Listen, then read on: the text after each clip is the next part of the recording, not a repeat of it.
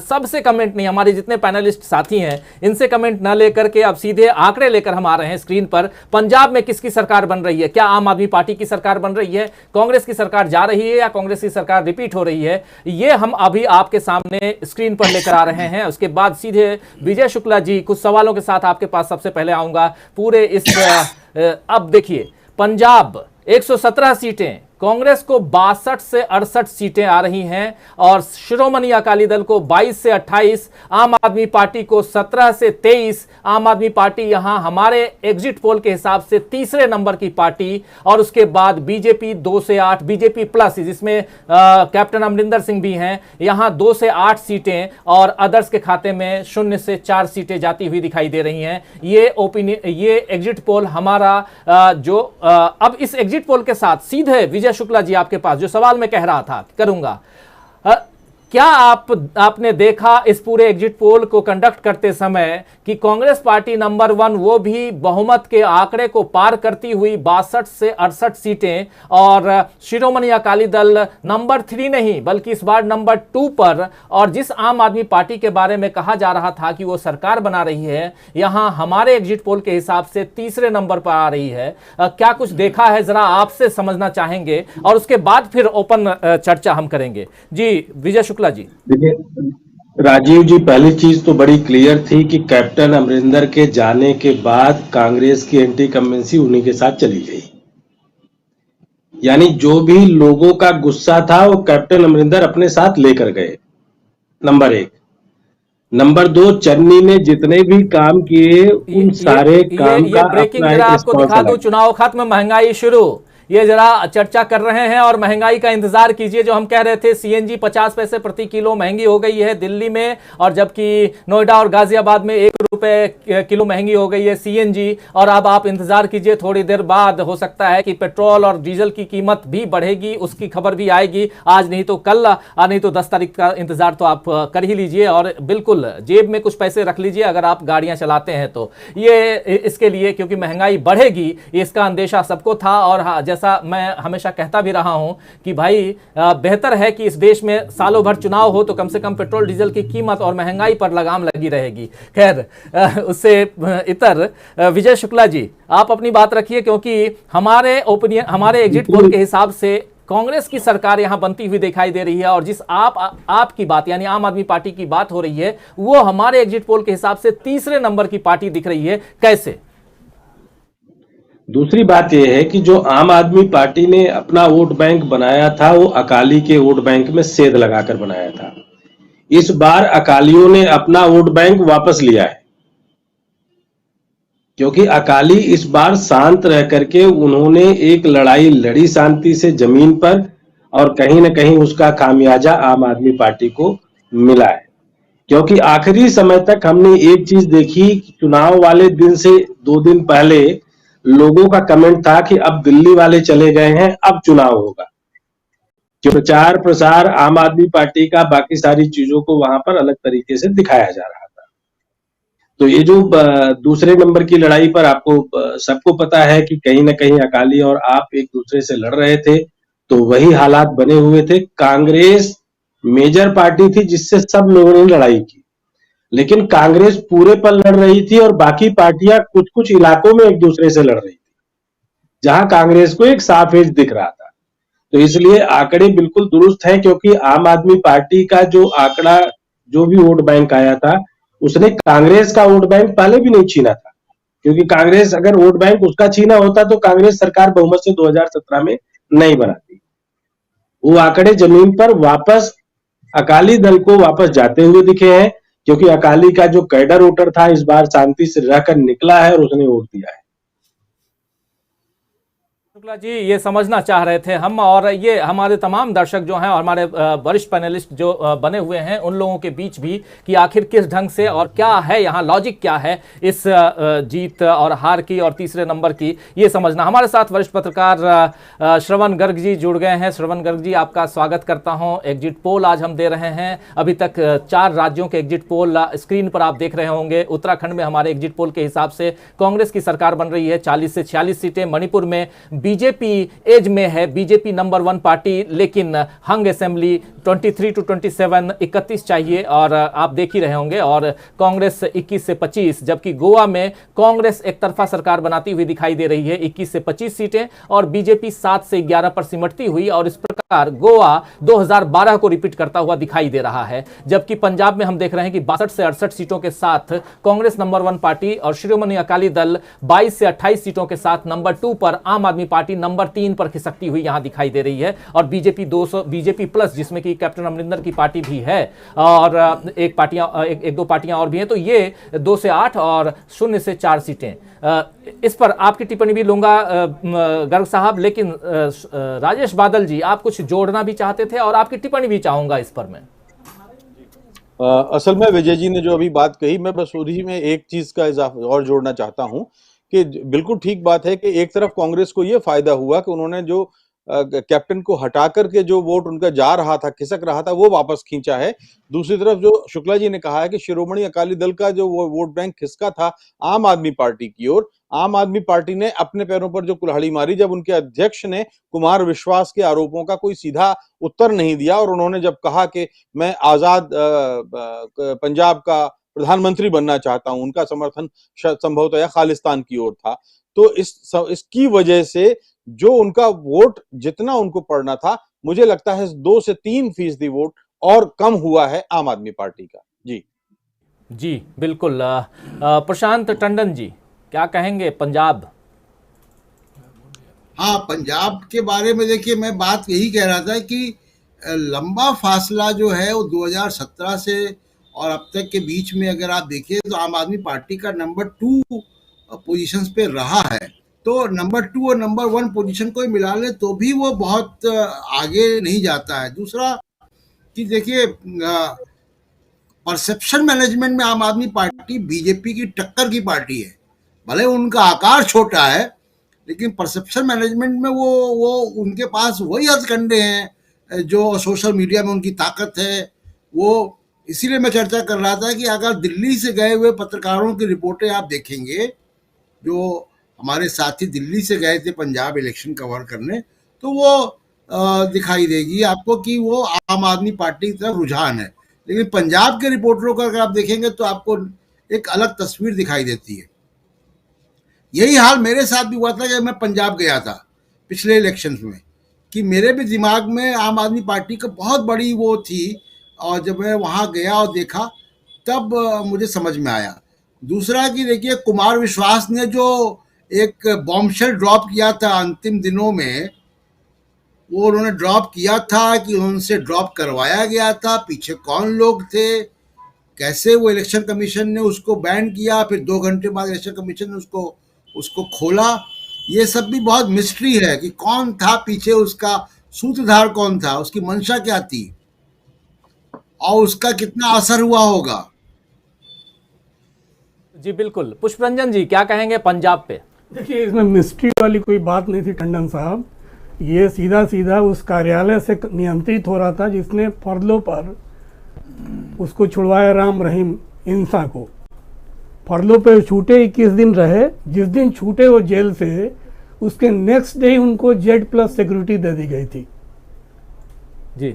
अब उस समय पंजाब में कोई वैसा आतंकवाद तो इस पीरियड में नहीं है, खालिस्तानी आतंकवाद। और एक तरफ यही लोग कहते हैं कि हमने आतंकवाद समाप्त कर दिया है, तो आतंकवाद समाप्त नहीं हुआ। आतंकवाद के नाम पे आप सुरक्षा दे रहे हैं और उसको राम रहीम इंसा को उन डेरों की राजनीति की तरफ मोड़ दिया आपने, जहाँ से वोट को जनरेट करना था। उसके बाद भी अगर जो आंकड़े दिखा रहे हैं अभी राजीव जी, उस आंकड़े में भी बीजेपी को 2 से 8 के बीच में अगर बढ़त मिलती है तो बड़ा इतनी मेहनत की उन्होंने।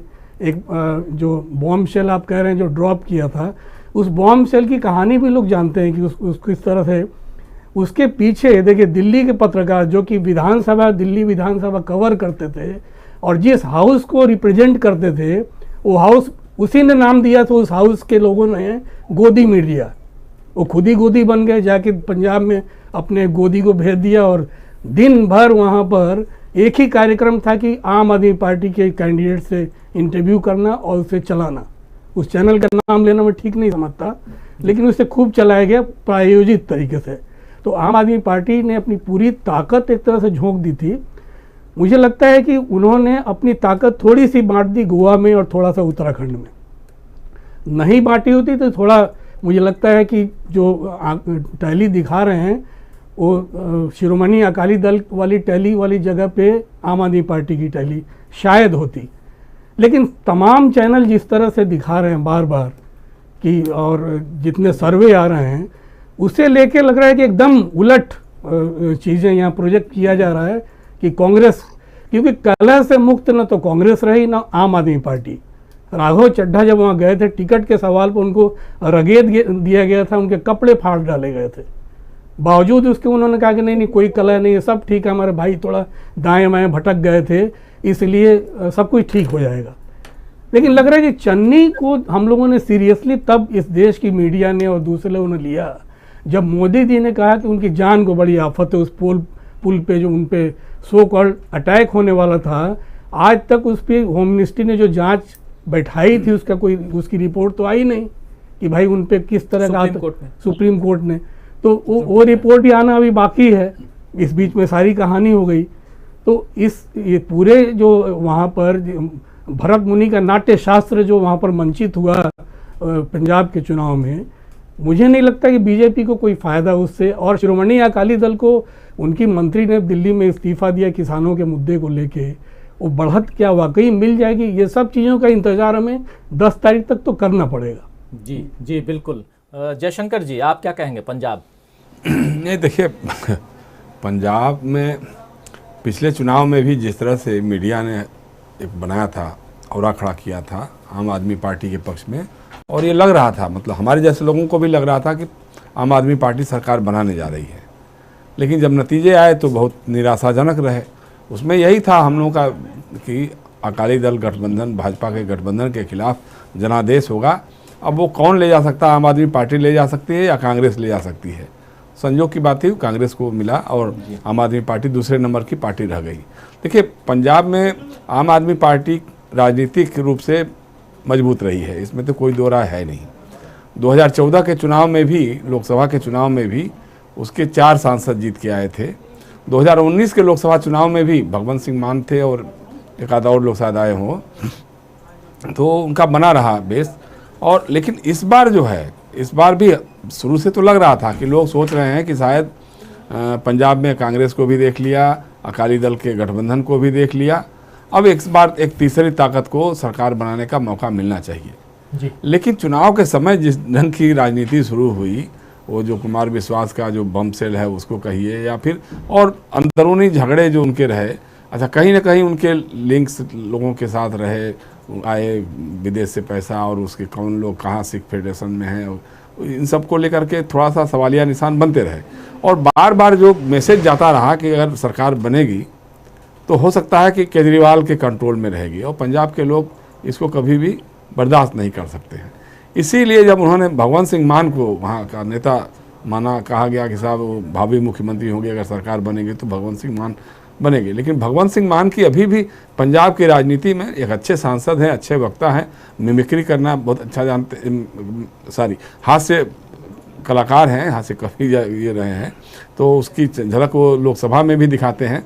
ये सब चीज़ें होने के बाद लेकिन सीरियस राजनेता के रूप में अभी भी उनकी पहचान पंजाब में नहीं बन पाई है। चुनाव के अंतिम समय में जो बातें हुई हैं, जैसा अभी पुष्परंजन जिसका इशारा कर रहे थे, एक सुनियोजित प्रयास के तहत राम रहीम को जेल से लाया गया बाहर, पेरोल पर या फरलो जिसको भी आप कहें, उसको जेल से बाहर ला गया। आप कल्पना करिए कि मतलब चुनाव में क्या क्या हथकंडे इस्तेमाल होते हैं। एक बलात्कारी हत्यारा, जिस पे बलात्कार और हत्या के मामले में जिस पर सज़ा हो चुकी है, जो जेल काट रहा है, उसको पेरोल पे लाया गया, उसको जेड+ की सिक्योरिटी दी गई, और चुनाव में उसने फरमान जारी किया। और उसके डेरा सच्चा सौदा ने जो पैक्ट हुआ बीजेपी के, उसके अंदर जो रणनीतिकारों के, हम जैसे शुरू से ही कहते रहे राजीव जी कि अकाली दल और बसपा का जो गठबंधन है वो भाजपा से अलग नहीं है। भाजपा ने घोषित तौर पे तो अमरिंदर सिंह की पंजाब लोक कांग्रेस के साथ चुनावी तालमेल किया या गठबंधन किया है, लेकिन अघोषित तौर पे या परोक्ष रूप से देखा जाए तो अकाली दल और बसपा के साथ भाजपा का गठबंधन है। चूंकि विरोध क्या था, विरोध तो सिर्फ किसान कृषि विधेयक थे, इसीलिए हरसिमरत कौर ने त्यागपत्र दिया था और अकाली सरकार से बाहर निकले थे या राजग से बाहर हुए थे।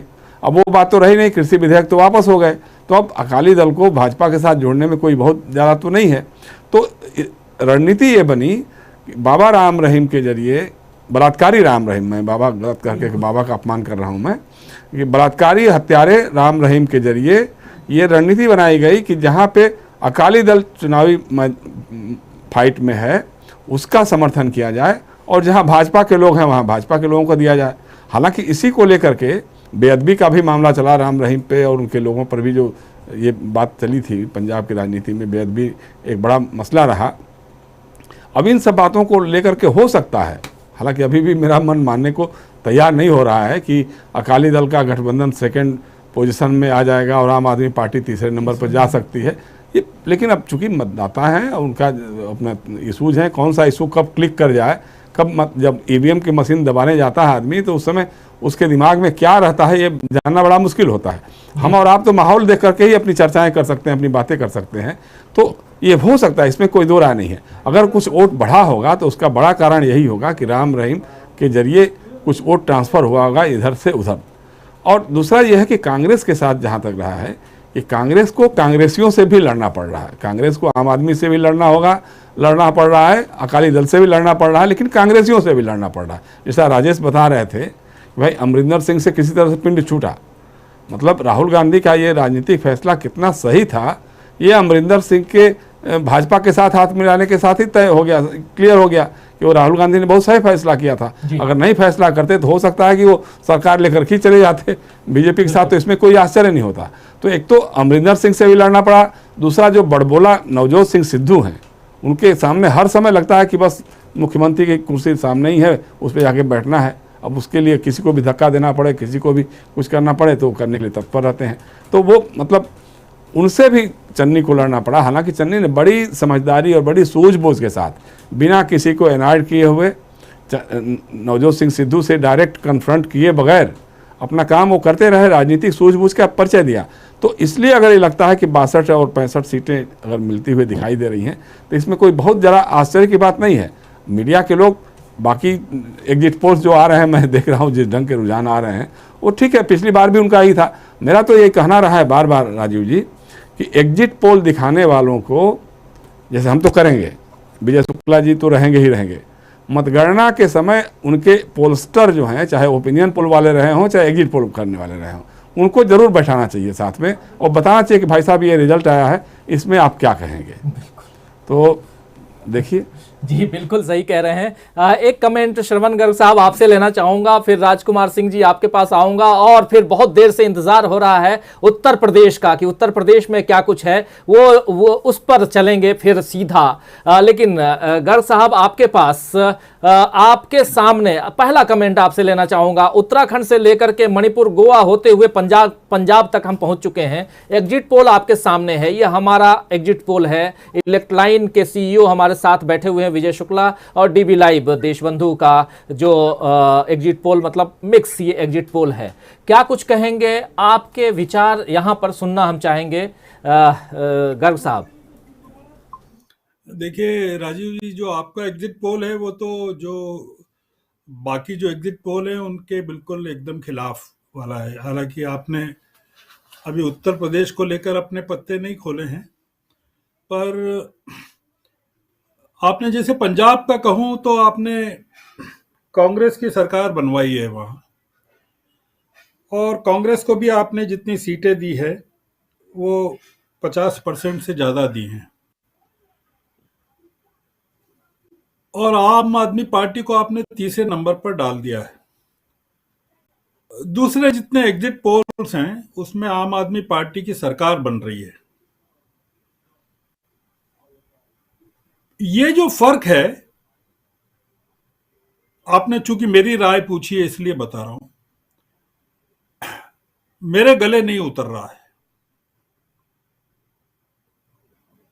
आपने आम आदमी पार्टी को 17 से 23 सीटें दी है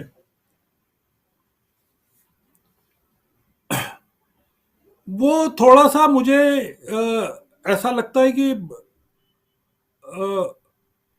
अनबिलीवेबल, जिसको अंग्रेजी में कहते हैं। आम आदमी पार्टी का जो रिकॉर्ड रहा है, जो जयशंकर जी ने भी बताया, हम लोग भी देखते रहे हैं, और लोकसभा में जो परफॉर्मेंस रहा है आम आदमी पार्टी का पंजाब में, चूंकि मैंने खुद ने भी देखा है, पंजाब में रहा भी हूं मैं, तो चीजों को देखा है, वहां की पॉलिटिक्स को। और जो इस बार जो फैक्टर सबसे बड़ा समझ में आ रहा है, दो फैक्टर समझ में आ रहे हैं कि दलितों का एक बड़ा वोट बैंक, वोट परसेंटेज, वो आम आदमी पार्टी के पक्ष में गया है। दूसरा, ये जो सिद्धू और चन्नी के बीच में जो लड़ाई हुई है, उसमें जो जाट सिखों का जो वोट बैंक, वोट है, वो आम आदमी के पार्टी के पक्ष में जा सकता है, क्योंकि सिद्धू ने नुकसान पहुंचाया है कांग्रेस के प्रोस्पेक्ट्स को, कांग्रेस की चीजों को पूरी की पूरी, और चन्नी की लीडरशिप को। और तीसरा ये कि जो जिस बॉम्बशेल की बात कर रहे हैं हम लोग, विश्वास, कुमार विश्वास के बॉम्बशेल की,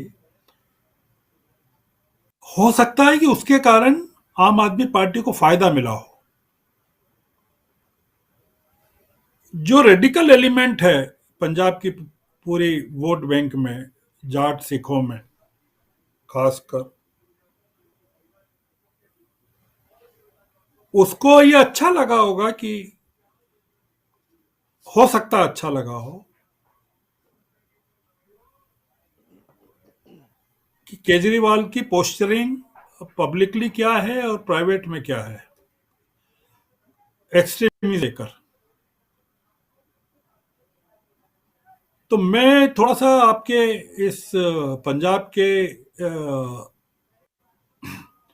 एग्जिट पोल से पूरी तरह कन्विंस नहीं हूं। मैं मणिपुर, गोवा, मणिपुर में आपने भारतीय जनता पार्टी को बताया है, गोवा में आपने कांग्रेस को बताया है, और उत्तराखंड में आपने बीजेपी कांग्रेस को बताया है। उत्तराखंड में जितनी सीटें आप आईएनसी को दे रहे हैं 70 में से, वो थोड़ी सी ज्यादा हैं। मैं इसलिए कह रहा हूं कि मणिपुर, गोवा और उत्तराखंड तीनों जगह पिछली 2017 के चुनाव में कांग्रेस को बीजेपी के मुकाबले ज्यादा सीटें मिली थी, और तीनों जगह बीजेपी ने तोड़फोड़ करके अपनी सरकारें बनवाई थी। और अभी भी जो खबर है उसमें ये खबर है कि कैलाश विजयवर्गीय, जिन्होंने उत्तराखंड में तोड़फोड़ की थी, उनको भाजपा आला कमान ने फिर से उत्तराखंड में बुलाया है। तो पिछले चुनाव से अभी तक के चुनाव में मणिपुर, गोवा और उत्तराखंड में बीजेपी की लीडरशिप में डिटेरियोरेशन हुआ है। इसलिए मैं मानता हूं कि कांग्रेस का तीनों जगह कंसोलिडेशन हुआ है। आप मणिपुर में एक चीज जोड़ना चाहूंगा गर्ग साहब, उत्तराखंड जो है वहां पर कांग्रेस को, बीजेपी को 57 सीटें आई थी पिछली दफा 2017 में, पूर्ण बहुमत, मतलब बहुमत से भी ज्यादा, और 11 सीटें मात्र थी कांग्रेस के पास। तो उत्तराखंड में थोड़ा सा शायद आप कंफ्यूज हो रहे हो, लेकिन गोवा और मणिपुर में बिल्कुल सही आप कह रहे हैं कि गोवा में बीजेपी को 13 सीटें आई थी और कांग्रेस को 17 सीटें आई थी, जबकि मणिपुर में कांग्रेस को 28 सीटें और बीजेपी को 21 सीटें आई थी।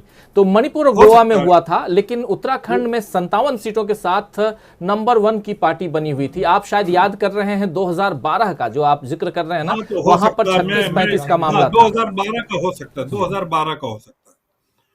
तो मैं ये कह रहा हूं कि डिटेरियोरेशन हुआ है बीजेपी की लीडरशिप में तीनों जगह। तो कांग्रेस की बनना चाहिए, पर इसमें भी फिर जो आपका जो एग्जिट पोल है, वो उत्तराखंड में भी बीजेपी की सरकार बना रहा है, और गोवा में भी आपका जो एग्जिट पोल है वो कांग्रेस की बना रहा है, और गोवा में भी कांग्रेस की बना रहा है, और मणिपुर में बीजेपी की बना रहा है। तो गोवा और उत्तराखंड में जो जनरल एग्जिट पोल्स हैं वो बीजेपी की सरकार बना रहे हैं, और जो सीटों के अंतर हैं आपके एग्जिट पोल के हिसाब से और जो दूसरे एग्जिट पोल्स ऑफ पोल्स में जो सीटें बताई जा रही हैं उनमें काफी फर्क आ रहा है।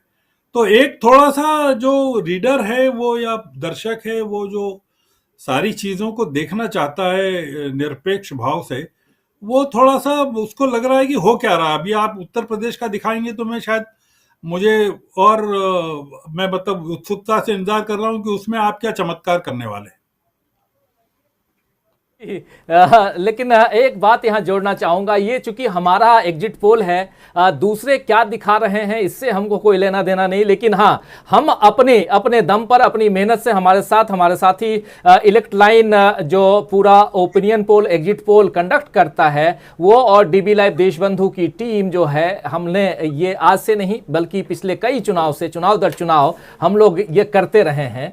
और कभी कुछ सही भी होता है, जैसे आपको बताऊं कि वेस्ट बंगाल का जो पश्चिम बंगाल का जो एग्जिट पोल था वो हमारा बिल्कुल सही था, दिल्ली का एग्जिट पोल हमारा बिल्कुल सही था, झारखंड का एग्जिट पोल हमारा बिल्कुल सही था, कमोबेश छत्तीसगढ़ का हमारा एग्जिट पोल बहुत सही था, क्योंकि छत्तीसगढ़ में तो बहुत आगे निकल गई थी कांग्रेस, लेकिन छत्तीसगढ़, राजस्थान, मध्य प्रदेश ये सब जो थे, और पुराने ऐसे वीडियोस पड़े हुए हैं तो आप लोग देख सकते हैं। तो ये हम लोग एग्जिट पोल और ओपिनियन पोल जब चुनाव का समय रहता है, और हमारे साथी विजय शुक्ला इसको पूरा कंडक्ट करते हैं टीम के साथ में, और यहां हम लोग जब ओपिनियन पोल दिखा रहे थे तो ओपिनियन पोल में हमने एक चीज और भी दिखाई थी कि कैसे हम ओपिनियन कलेक्ट करते हैं, उसमें कुछ नुक्कड़ नाटक भी करवाते हैं अलग अलग जगहों पे, अलग अलग शहरों में। एक दिन में कम से कम 8 से लेकर 12 नुक्कड़ नाटक भी करवाते हैं किसी शहर में जाके, किसी गांव में जाकर के, और लोगों से वोट की अपील करते हैं ताकि वोटिंग के लिए लोग निकल के मतदान के लिए भी जाएं, और आज की तारीख में अगर वोट डाल रहे हैं तो एक मॉक वोटिंग भी करवाते हैं, पोलिंग भी करवाते हैं। कभी बीच में, कभी आज तो समय नहीं है लेकिन उस वीडियो को भी दिखाएंगे हम, कभी बाद में बैठेंगे तो अक्सर हम लोग उस वीडियो को भी दिखाते रहे हैं कि कैसे हम लोग पूरा कलेक्ट करते हैं। लेकिन आंकड़े सबके अलग अलग हैं, बड़े बड़े चैनल हैं, बड़े बड़े अपने आंकड़े लेकर आते हैं, कितना सही है कितना गलत है वो तो 10 तारीख को पता चलेगा, लेकिन ये जो आंकड़े हैं वो हमारे अपने आंकड़े हैं। एक जेपी सिंह साहब अपना कमेंट देना चाह रहे थे। जेपी सिंह साहब आपके पास आऊंगा, फिर राजकुमार सिंह जी आपके पास पंजाब के लिए फाइनल कमेंट लेना चाहूंगा आपसे, और फिर सीधे उत्तर प्रदेश की ओर जाएंगे। जेपी सिंह साहब। देखिए, सबसे पहले तो मैं अपने सभी मित्रों से कह रहा हूं जो यहाँ मौजूद हैं कि अपने अपने माइक जरा ठीक करें, आवाज उनकी बहुत धीमी आ रही। बहुत लोगों की तो आवाज में आधी बात पता ही नहीं चली कि उन्होंने क्या कहा। पंजाब के बारे में मेरे भी कुछ कमेंट्स हैं, अगर आप सुनना चाहें तो। जी जी। पंजाब में जो 33% या 30% दलित हैं, जिनका मुख्यमंत्री पहली बार पंजाब में किसी भी पार्टी ने बनाया है, अगर आप उसकी चर्चा नहीं करेंगे तो जो आपका एग्जिट पोल का रिजल्ट जस्टिफाई नहीं हो सकता। जो आपका रिजल्ट दिखाई पड़ रहा है उस रिजल्ट में ये बात पूरी तरह परिलक्षित हो रही है कि कैप्टन के हटने के बाद जब चन्नी मुख्यमंत्री बने तो उन्होंने कुशासन किया या सुशासन, लेकिन उनके जो 30-33% दलित वोट है उनका इस आंकड़े में बहुत बड़ा योगदान होना चाहिए, ऐसा मेरा मानना है। जहां तक आपकी बात है तो आपके भगवंत मान पूरे पंजाब नहीं पूरे देश भर में दारूबाज घोषित है, और ये घोषित है कि वो दारू पी करके संसद तक में जो है जाते रहे हैं। संसद से एक बार 7 दिन के लिए निकाले भी गए थे दारू पीने के कारण। तीसरी बात है कि इन्होंने जो रहीम को, जैसा जयशंकर जी ने कहा कि बुला करके वहां फरलो दे करके उनको रखा, पूरा वीआईपी ट्रीटमेंट दिया, उन्होंने अपने यहाँ जो है बाकायदे जो है अपने सिपा सालारों को बुलाया, अपने समर्थकों को बुलाया, विचार विमर्श किया, और उन्होंने भाजपा के पक्ष में फतवा जारी किया। ये जो 2 से 8 सीट आप दिखा रहे हैं इसमें कुछ योगदान उनके फतवे का भी होगा, और उनके फतवे का ही योगदान होगा कि ये जो है आपका वोट जो है कुछ कम हुआ दलितों का जैसे कहा जा रहा है, तो ज्यादा चंक तो कांग्रेस में दलित का गया होगा। कुछ हो सकता है कि आप में जा रहा हो वो राम रहीम के कहने से वो वोट शिफ्ट हुआ होगा। क्यों? क्योंकि राम रहीम का दलितों में भी काफी जो है वो पकड़ मानी जा रही है। इसके अलावा शिरोमणि अकाली दल जो दूसरे से तीसरे स्थान से दूसरे पर आ गया, इसके पीछे मेरी समझ से जब भी विपक्ष में जाता है शिरोमणि अकाली दल, तो पंजाब में कट्टरता जो है वो सर उठाने लगती है। कट्टरता का जो है वो दौर जो है मतलब बढ़ जाता है। कट्टरता की वेव जो है वो पंजाब में बढ़ जाती है। तो इसलिए जो है वो क्या कहते हैं, मतलब कट्टरता की वेव बढ़ने के कारण भी वो जो है उन्होंने आपको पीछे छोड़ दिया।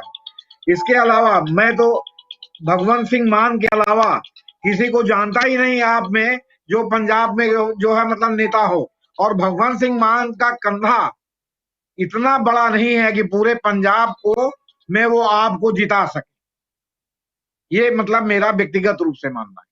जी जी, जेपी सिंह साहब, बिल्कुल सटीक टिप्पणी और बिल्कुल जो भी बातें रखते हैं आप बिल्कुल दुरुस्त रखते हैं। राजकुमार सिंह जी, आपके पास आना चाहूँगा। आपने तमाम अपने पैनलिस्टों की बातें सुनी और साथ में आंकड़े आपके सामने हैं। आप नज़दीक से बिल्कुल एपी सेंटर में बैठे हुए हैं चंडीगढ़ में, और पूरे पंजाब के चुनाव को बहुत नज़दीक से आपने देखा है। ओपनिंग कमेंट भी पंजाब को लेकर आपसे लिया था, अब क्लोजिंग कमेंट आपसे ही इन आंकड़ों के आधार पर जो हमारे आंकड़े हैं ये क्या कुछ कह रहे हैं और आप ज़मीनी हकीकत क्या कुछ देख रहे हैं, जरा अपनी टिप्पणी दीजिए।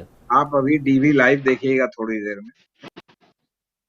राजीव जी, जहां तक आंकड़ों का सवाल है, मैं श्रवण गर्ग जैसे आंकड़े मुझे थोड़ा सा जो जमीनी वास्तविकता है जो मैंने महसूस की है उससे फर्क है। जैसा मैंने पहले भी कहा, पंजाब में मुख्य मुकाबला आम आदमी पार्टी और कांग्रेस के बीच था, जिसको आखिरी हफ्ते में त्रिकोणीय चतुष्कोणीय बनाने की कोशिश हुई। उस कोशिश में आम आदमी पार्टी को भी नुकसान हुआ, कांग्रेस को भी नुकसान हुआ। किसको कितना हुआ यह अभी कह पाना मुश्किल है, लेकिन अपना जो एग्जिट पोल है आपका वो मुख्य मुकाबला दिखा रहा है। हालांकि वो मुख्य मुकाबले में भी काफी फर्क है अकाली दल और कांग्रेस के बीच। अब मैं थोड़ा सा आम आदमी पार्टी की जो दोनों मुख्य दावेदार मैं मान रहा था उनके बारे में बात करूं। 2017 में भी ऐसी ही हवा थी आम आदमी पार्टी की, और एग्जिट पोल ने, ज्यादातर मीडिया ने मान लिया था कि उनकी सरकार ही है, लेकिन वो बहुमत के आंकड़े से बहुत नीचे 20 सीटों पर रुक गए। उसकी दो वजह जो हम कह सकते हैं, लोग असहमत भी हो सकते हैं उससे। एक, मोर मंडी में धमाका हुआ तो बम ब्लास्ट हुआ था, उसके चलते माहौल बदला। दूसरा, उसी चुनाव प्रचार के दौरान अरविंद केजरीवाल एक सज्जन के घर जाके रुकते हैं जिनकी विश्वसनीयता पर, जिनकी प्रतिबद्धता पर, वैचारिक विचारधारा पर कई तरह के सवालिया निशान थे जो बाद में जांच का विषय बने। इस बार भी आप देखें क्या हुआ, माहौल पूरा था। आखिर के चरण में चुनाव प्रचार के कुमार विश्वास का वीडियो आता है और फिर आपकी फंडिंग को लेके, आपकी विचारधारा को लेके, केजरीवाल के संपर्कों को लेकर के सवाल उठते हैं जिनका फिर कोई जवाब नहीं मिला। तो दो सिमिलरिटी देखिए। दूसरा, आम आदमी पार्टी, जैसा पुष्परंजन जी कह रहे थे या टंडन जी ने कहा कि परसेप्शन बनाने में माहिर पार्टी है, बिल्कुल सही है, लेकिन परसेप्शन बनाना और पार्टी चलाना दो अलग अलग चीजें हैं। दिल्ली में आम आदमी पार्टी कैसी चल रही है वो अलग मुद्दा है। पंजाब में आप देखें 2014 में 4 सांसद जीत के आते हैं, आखिर तक एक बचता है भगवंत मान। 2017 में 20 विधायक जीत के आते हैं, आखिर में गिनती के बचते हैं इनके साथ। तीसरी बात, आम आदमी पार्टी ने कहा कि 2017 में हम इसलिए चूक गए कि हमने सीएम का चेहरा घोषित नहीं किया। इस बार आपने वो भी किया, लेकिन सीएम का चेहरा है कौन? अभी जेपी सिंह जी कह रहे थे, और एक मजाक की बात नहीं, बहुत गंभीर मसला है। देखिए, आप किसी हास्य कलाकार को, कॉमेडियन को, किसी लोकप्रिय सेलिब्रिटी को एमपी बना देंगे, एमएलए बना देंगे, हो सकता है कि जिस दल की सरकार बने वो उसको मंत्री भी बना दे, लेकिन पंजाब जैसे सीमावर्ती राज्य में जो राष्ट्रीय सुरक्षा की दृष्टि से वह संवेदनशील भी है, आप उसके मुख्यमंत्री के तौर पर पेश करेंगे और जनता आपको जनादेश दे देगी। मुझे लगता है कि यह थोड़ी सी अतिरंजित कल्पना थी। आपके खिलाफ ये चीजें गई। कांग्रेस की जहां तक बात आप सही कर रहे हैं, मैं कई वक्ताओं ने कहा, पैनलिस्ट ने कहा कि कैप्टन अमरिंदर सिंह को हटाने का कांग्रेस को फायदा हुआ। बेशक हुआ। कैप्टन जैसी सरकार चला रहे थे उसको लेकर के पार्टी में भी असंतोष था, जनता में भी असंतोष था, लेकिन कैप्टन वैसी सरकार चला रहे थे। अगर आपने ये परिवर्तन साल भर पहले कर दिया होता तो शायद दूसरे विकल्प को ज्यादा काम करने का मौका मिलता और उस तरह की फजीयत नहीं होती जो हुई। चन्नी मजबूरी में सही बेहतर चॉइस थे पंजाब के राजनीतिक सामाजिक समीकरण के हिसाब से, लेकिन एक चीज हम भूल रहे हैं, शायद बाकी पैनलिस्ट मेरी बात से सहमत हों, पंजाब की राजनीति में कांग्रेस का अगर बात करें, आमतौर पर हिंदू और मुस्लिम, हिंदू और सिख दोनों चेहरों को साथ लेके चले हैं। मेरी निजी राय है कि सीएम और प्रदेश अध्यक्ष दोनों सिख को चुनकर के कांग्रेस ने पॉलिटिकली इनकरेक्ट स्ट्रेटेजी चुनाव के लिए बनाई। अंतिम फैसला 10 मार्च को पता चलेगा, लेकिन मेरा मानना है कि चन्नी को चेहरे के तौर पर सीएम बनाने से और सीएम पेश करने से कांग्रेस को दलित मतों का शायद उतना फायदा नहीं हुआ होगा जितना कि अमरिंदर सिंह को अपमानजनक से हटाने का और सीएम चेहरे की चॉइस के बीच नवजोत सिंह सिद्धू को नकारने का, या अमरिंदर के विकल्प के तौर पर जब बात हो रही थी सुखजिंदर सिंह रंधावा और सुनील जाखड़ को नकारने का जितना नुकसान हुआ होगा। पंजाब में 18 से 20% मतदाता जट सिख हैं, लेकिन आप राजनीति देख लें, पंजाब की राजनीति पर दबदबा उन्हीं का रहा है। जहां तक दलित मतदाताओं की हम लोग बात कर रहे हैं, देश में सबसे ज्यादा प्रतिशत पंजाब में है, लेकिन हमें नहीं भूलना चाहिए कि 2017 में जब कैप्टन अमरिंदर सिंह कांग्रेस पार्टी का चेहरा थे मुख्यमंत्री के लिए, तब भी कांग्रेस को 34 रिजर्व सीटों में से 21 सीटें मिली थी। यह क्या बताता है कि पंजाब में दलित मतदाता कांग्रेस का परंपरागत समर्थक रहा है। अब उन 21 को 34 तक तो नहीं ले जा सकते चन्नी। अगर 21 के 22 भी हो जाए, 23 भी हो जाए मान लें, तो जट सिख वोट जो आपसे नाराज हुआ होगा, भगवंत मान वो चेहरा नहीं है जो वोट को आकर्षित कर सके, बेशक जट सिख है। मेरा मानना है कि वो जट सिख वोट में जो नाराजगी हुई होगी, मोह भंग हुआ होगा, वो कहीं ना कहीं उसका लाभ अकाली दल को मिला होगा। तो कुल मिलाकर के ये जो आंकड़ा है, अगर कंटेस्ट उतना नहीं रहा आखिरी के हफ्ते में जो एक हफ्ते पहले तक नजर आ रहा था, तो उसका फायदा अकाली दल बसपा गठबंधन को मिला होगा। जो लोग पंजाब को बहुत करीब से देख रहे हैं वो जानते हैं कि आखिर के दिनों में यह कोशिश हुई कि आम आदमी पार्टी की सरकार न बने, चाहे वोट अकाली दल वाले गठबंधन को चला जाए या मजबूरी में कांग्रेस को भी क्यों न चला जाए। इसलिए मेरा अभी भी मानना है कि फासला इतना ज्यादा नहीं रहेगा, कंटेस्ट बहुत क्लोज था और कांग्रेस को जो सीटें हम दिखा रहे हैं 62 से 68, मुझे नहीं लगता कि बहुमत की स्थिति में कांग्रेस पहुंच पाएगी अकेले दम। हो सकता है जैसा कि कल कांग्रेस की पूर्व मुख्यमंत्री राजेंद्र कौर भट्टल ने कहा है कि नौबत आई तो कांग्रेस और आप मिलकर सरकार बनाएंगे।